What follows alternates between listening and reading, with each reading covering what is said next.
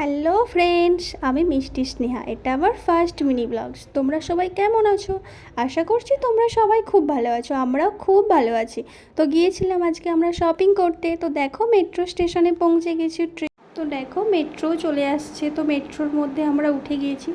পৌঁছে গিয়ে দেখি আকাশের এই অবস্থা। বলো কীরকম লাগে? শপিং করতে গিয়ে যদি এরকম বৃষ্টি হয় তাহলে কি ভালো লাগে? যাই হোক, আমরা একটা শপিং মলে গিয়েছিলাম, কিন্তু ওখানে ড্রেস কালেকশন সেরকম ভালো লাগলো না। দেখো তারপরে গিয়েছিলাম আমরা নিউ মার্কেট। তো এখানে খুব সুন্দর সুন্দর কালেকশন ছিল। এখানে জুয়েলারি কালেকশন আমার ভীষণ পছন্দ হয়েছে। ড্রেস, 2 পিস, 1 পিস, বাচ্চাদের ড্রেস, 3 পিস।